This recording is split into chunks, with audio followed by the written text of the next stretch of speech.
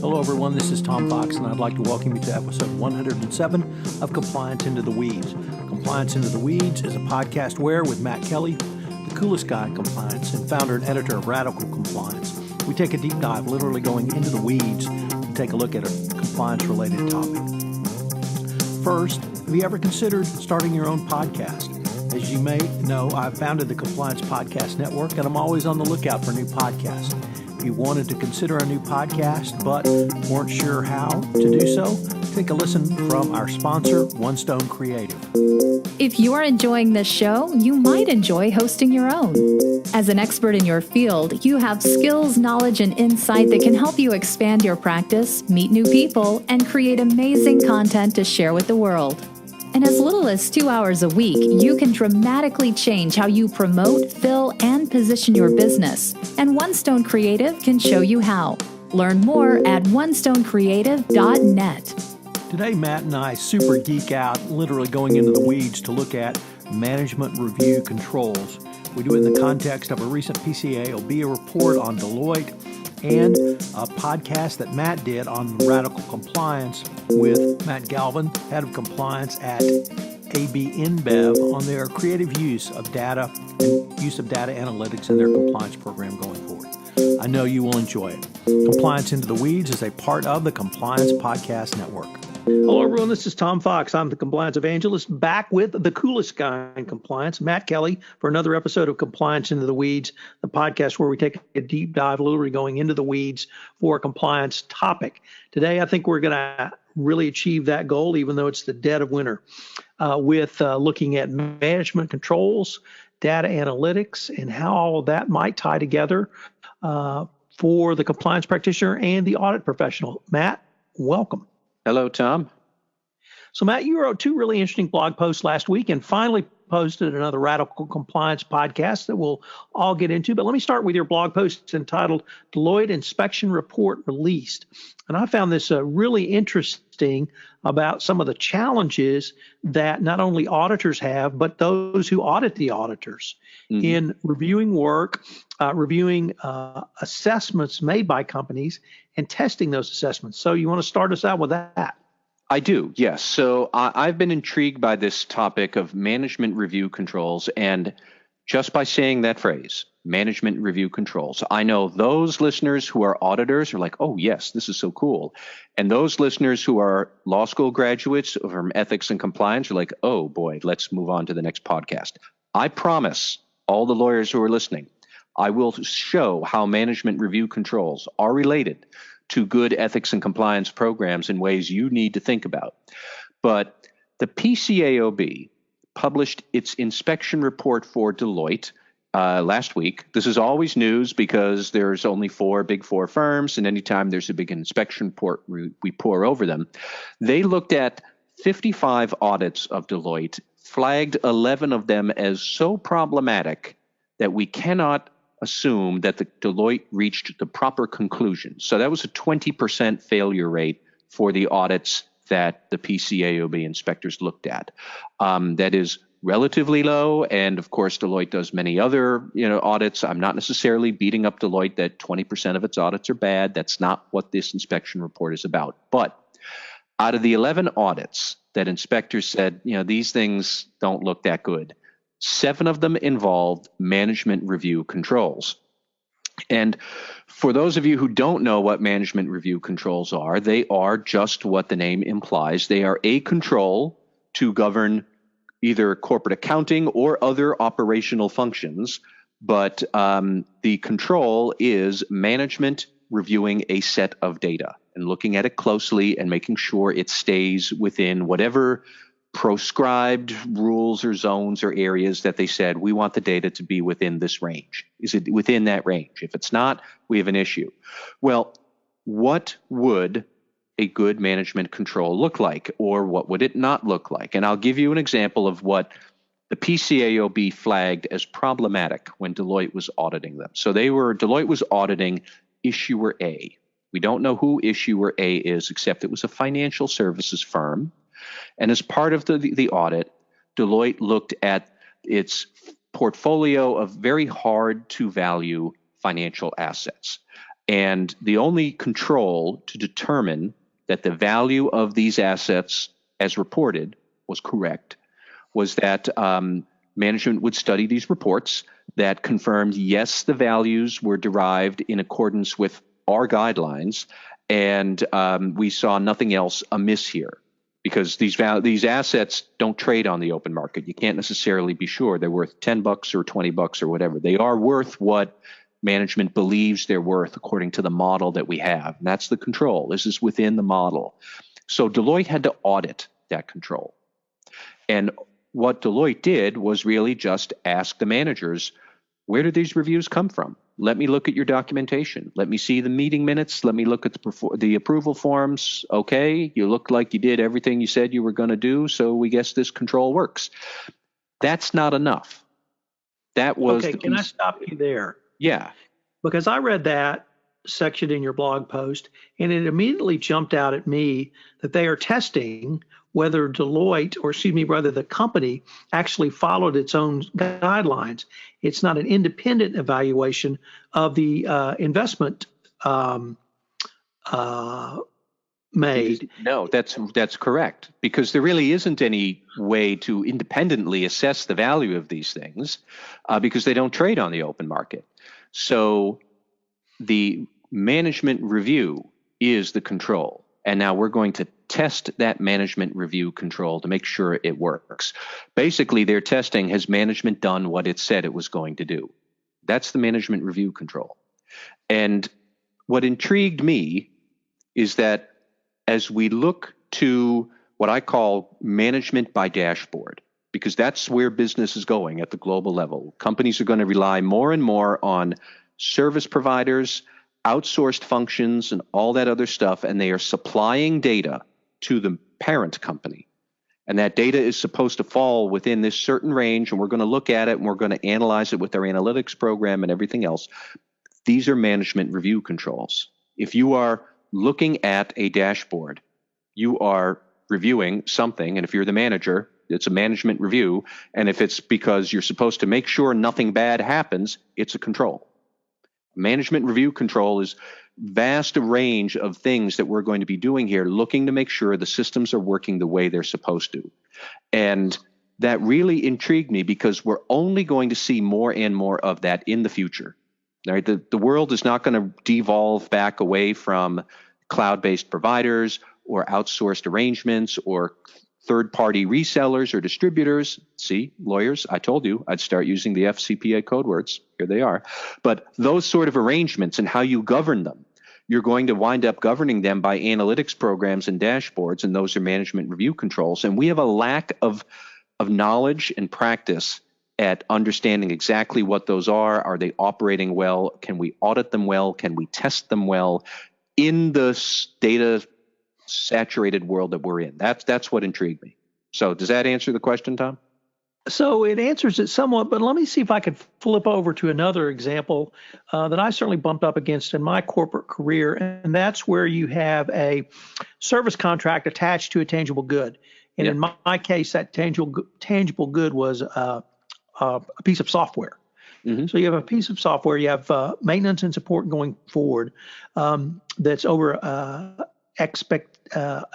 3 to 5 year period. Yep. If you're paid annually, it's easy enough to assess and evaluate what the value is because it's the amount you're paid annually. But if you're paid in a lump sum and you're discounted, how do you apportion between those two? And it seemed to me that with the example that you gave, as long as the company had a guideline and followed that guideline, that was going to be acceptable for an audited financial statement. It can be, and this is where we start to get a little squirrely on what can or cannot be. You know, we're struggling with what a good management control is. And here's my beef is that, well, where do we have guidance for companies about what a good, effective management control is? What should it do? How do you design it?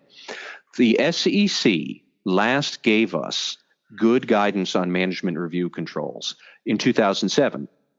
And since then, management by dashboard has become much more common, but we don't really have enough information from the SEC about what is an acceptable management review control if you are the company, if you're the issuer, and you're in an audit, either a financial statement audit with your external auditor, or conceivably even if there's an outsider who is auditing your, say, anti-compliance or anti-corruption compliance program. What are the management review controls you have in your program? How were they designed? Were they designed with enough documentation and evidence that you can give them to that auditor so the auditor can say, yes, this does work. That's an independent evaluation of your control. I think it's good. I like program passes muster. What is enough documentation to let the auditor say that? We have some information, but a lot of people would say that we have stale information about it from the management side. And a lot of the beef around internal control audits and SOX compliance audits and financial audits generally is that the PCAOB pressures auditors much more to be more skeptical about management review controls. Some of my favorites are, some of that documentation that you might give your auditor for a management review control is some sort of checklist of you've gone through everything to make sure you followed all the procedures and you've ticked off all the boxes. I know a CFO who once actually got back from their auditor. The tick marks on your review control are not sufficiently tick-like. So we're going to flag this as an ineffective management review control. I don't know what that means. And you go round and round the Roseberry bush with these sort of issues because we don't have enough guidance for something that is proliferating all over the corporate landscape, because we're moving to this world of IT systems governed by dashboards, which managers review through very good, sophisticated data analytics. Many times they'll probably be working just as you like, but an independent evaluation of them can be difficult. And that's where I personally would like to see the SEC kind of pull itself into the 2019 world, not the 2007 world, with guidance that I know people would love to see fresh guidance on this. Well, why can't COSO or some other group put out a framework that would be agreed upon by some number of people, but also operate as something that the SEC could test against? If we wait for the SEC, it's now 2019, we could conceivably be waiting another 12 years. We could indeed. However, in our system, for better or worse, the SEC is at the top of the pyramid. What it says goes. And right now, it is only said that guidance from 2007. For those of you who may or may not remember, way back then, SOX audits were still very new, very manually driven with spreadsheets, very contentious, very expensive. I mean, I know that SOX audits are still expensive and contentious now, but we were still inventing the wheel 2005, 2006, 2007. So management guidance from 2007 that the SEC put out was meant to alleviate some of that preliminary SOX compliance pain. Like, the point is, guys, that was 12 years ago. The world has changed in how we manage audits, how we run very sophisticated corporate management systems, the data analytics that we use. Management review controls are crucial to that, and we don't have enough modern guidance right now. COSO, I'm sure, would say that they would probably be happy to give you a webinar to show how to apply their internal control framework to good management review controls. They make sense, but until the SEC puts out something that is new and modern, we are going to rely on the last thing the SEC put out, which isn't enough. So a lot of times what people do is this reverse engineering of what a good control must look like. If Deloitte is getting faulted for doing this, looking at management review controls, that means I need to change around my approach before Deloitte or my other Big Four auditor shows up and does the exact same thing. Like, we're divining what a good control should look like through PCAOB inspection reports, through speeches, through surveys, through all of this stuff. What we want and deserve is guidance. That's a bit on a soapbox there, I know, but that's you see that manifest most easily when we're talking about financial statement audits and Big Four inspection firm reports, or really any audit firm's inspection reports. But I can relate this also over to the importance of good compliance program analytics and controls, just to make sure that all of our ethics and compliance lawyers out there who are listening, like I told you guys, this does relate to you too, and it does. But Tom, if you want, I can walk you through that too. Actually, before we get there, I wanted to talk about who audits the auditors. Sure. And it struck me early on in your piece that the RevRec standard that was audited is no longer applicable. So if we have our oversight group, the PCAOB, auditing the audit work for a RevRec standard that has now gone by the wayside, other than sort of an academic exercise to give an A through an F, what's the point of taking a look at this? And does it speak to a broader problem of the entire oversight process? Yes, it does, which the PCAOB in its current leadership, they know that. And to be honest, the PCAOB's prior leadership also knew that too. So just to walk people through the timeline, this inspection report came out in January for audits that were inspected during 2018. For audits that were performed by early 2018 on corporate financial data that was done in 2017 or 16. So some of the issues that we are discussing here or that are raised in Deloitte's audit inspection report that came out last week relate to corporate transactions that happened 2 years ago or more. And including some of them were flagged around revenue recognition, which, okay, that's fine because revenue recognition is really hard under the best of circumstances. But the revenue recognition standard was outdated and replaced at the roughly about 12, 13 months ago. So a lot of the revenue recognition issues that are raised here are based on a standard that no longer exists. But the broader questions about, if an audit firm can't audit revenue recognition well, it probably couldn't do it under the old standard. I'm betting it couldn't do it well under the new standard too. But it speaks to this broader, long period before we get audit inspection reports to know how good an audit firm actually is. The PCAOB says they're going to reinvent the inspection process, make it faster, more relevant to people. They've got all sorts of ideas. We won't see those ideas for many months. We won't see them in practice probably until 2020 at the earliest, but they do know that. And people are not wrong to say this is a really interesting description of some pretty moldy audits by now because the financial world moves fast. That's very fair to say. So I guess it was this last point that made me think that if the PCAOB is moving towards updating, improving, and speeding up their audits, one of the ways they could do so was through greater use of data analytics. Yeah. And that's one of the things that you talked about in the other blog post we referenced, or which is entitled Auditing Compliance Analytics AB InBev. And you really have it's a blog post based around a podcast you did. With Matt Galvin from Vice President of Ethics and Compliance at AB InBev, where they are able to use data analytics in a much more forward way. You want to tell us about that and how all that ties into this issue?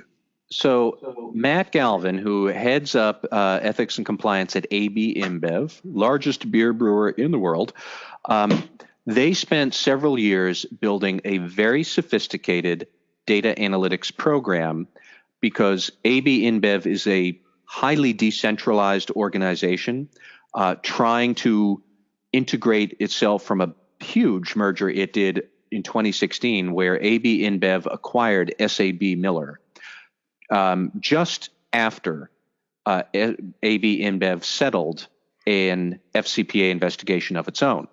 So settles the investigation, commits to all of this regulatory reporting, and then 2 weeks later, we're going to go through one of the biggest transactions in corporate history, and now you've got dozens more operating units, all with their own data, and you've got to do all that regulatory reporting on all of them too. So awesome, great time.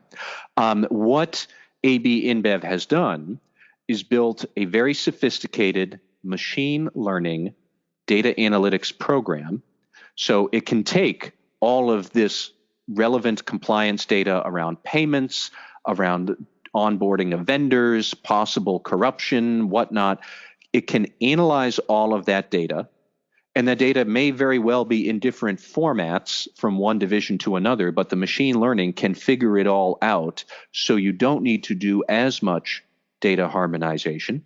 Matt Galvin said he spent a lot of time on that at the beginning, and now he thinks if someone were doing this today or 5 years from now, a lot of the harmonization work may be unnecessary because the artificial intelligence will be able to figure this out on its own.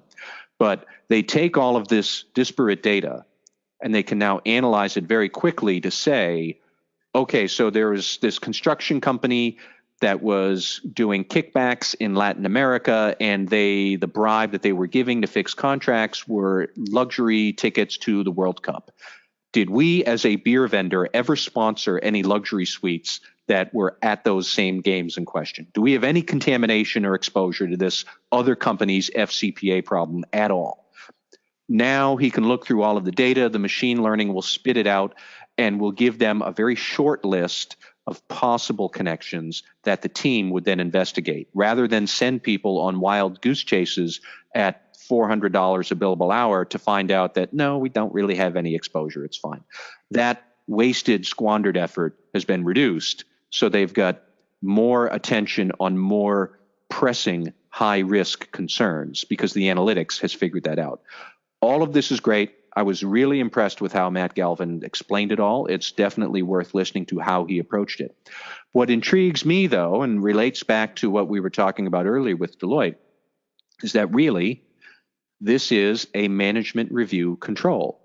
He sits there with his team in InBev compliance headquarters, looking at a very sophisticated and I am sure very impressive dashboard, but that's what it is. So the question, if you are an outsider, would be, InBev, how do you know that works right? Because that's what you're doing, is you're just reviewing what the machine tells you. How do you know that works right? And I have no doubt that InBev probably has already thought that through and would have a good answer to that question. But many other companies possibly do not have a good answer to that question. Or as you are designing your own analytics program, you'll have to think about this, because you will need to be able to explain to outsiders, whether they are auditors looking at your anti-corruption program, or a business partner that wants to acquire you or do a venture with you, or their regulators because you've had a problem. They're going to want to know, how does your analytics really work? Because it's just a dashboard. That's what the human eye sees on the computer screen. It's a dashboard. Therefore, it is very much like a management review control, and you have to think through, how are we going to make this work? Now, in financial audits with the Deloittes and audit firms and Big Four of the world, there's already a lot of attention to that because they all already get inspected, and financial statements are about what is material. Not so with anti-corruption. There's no materiality threshold. So you have to think through a little bit more that these controls, these programs, these management reviews, these analytics efforts may not get as much attention from day to day right up until something explodes and you have an issue that you're disclosing. Now suddenly everybody is going to be on you like white on rice, and you'll have to be able to show that your management review control for your anti-corruption program, that it works well, that it's been documented in the right ways, that people can unravel how this analytics actually works, and perhaps gave you a false negative when it shouldn't have, or any other issues like that. Now, like I said before, Tom, what really just intrigues me about all of this is that these are early considerations now, today in 2019. By 2025 and by 2030, this is what it's all going to be about, because the IT is only going to get smarter. The analytics is only going to get better. The systems are only going to get more disparate, and we'll only be using more of them, more third parties, that you sit in corporate headquarters governing them by looking at what the computer tells you on the computer screen, and you're running analytics. There's nothing wrong with that inherently, but how do we make sure that we are governing that the right way? PCAOB is trying to bring that up with these inspection reports. And you could ask similar questions as you're building your analytics programs, like what InBev did. I think InBev, all evidence I know of, seems to have designed a very good one, but more and more companies are going to get pulled into this, and we're going to have to think about this more. And I don't know that we've got sufficient guidance yet to keep our head above water so far. And that brings up another really interesting point. You touched on it with the PCAOB and certainly with the SEC and their lack of new management review control guidance. But in many ways, it's not simply the marketplace, but technology and compliance programs are now outrunning the regulators. Yes. So how do we get the regulators, are the regulators just stuck playing catch up now, or can they make a leapfrog ahead? I'm going to err on the side of caution and say the regulators are playing catch up for a long time. I suppose in some parallel universe, the regulators might make leaps ahead and be very astute and forward thinking. I haven't really seen it that often in the Washington world. So I think that this is a problem, is that the technology is racing ahead. And in many ways, that's good, because most people are going to build very good controls, but they may not be entirely in step with the system that comes into being to assess those controls from the outside. Clearly, artificial intelligence and analytics, it's great for auditing financial transactions. It's great for managing financial transactions. The PCAOB doesn't have any standard for how auditors should approach that. So you could have two different audit firms, in theory, audit the same financial transactions or same company using different AIs and come to a different result. Well, which one is right? I don't know. What if your AI and the audit firm's AI come up with different conclusions? Like, which one is right? I don't know. In 10 more years, these things are going to be smarter than humans anyways. We won't be able to know unless we really think through how are we going to bake principles in today to make sure that we can govern these explosive growth that we're going to see in analytics, in artificial intelligence, in machine learning, in very sophisticated corporate setups and very extended enterprises. We struggle with that right now. And even that's when I realized that even though Deloitte and its inspection report and InBev and its analytics are very different things for very different audiences, at a certain level, they are both harbingers of the challenges to come for large organizations. And that's where I realized that we're talking about the same sort of bigger issue here. And I don't quite know that we've got a full grip on that. Matt, that seems like a good ending point for this podcast. It's been a fascinating exploration, and I definitely think we'll be back to visit with this one again. Sure. Thank you. Hello, everyone. This is Tom Fox again. I hope you have enjoyed this episode of Compliance Into the Weeds. We link to Matt's blog posts on our show notes on Talking Compliance Analytics with AB InBev and the Deloitte Inspection Report release. Please join us again next week, where Matt and I will take up another topic into the compliance weeds. Compliance Into the Weeds is a part of the Compliance Podcast Network.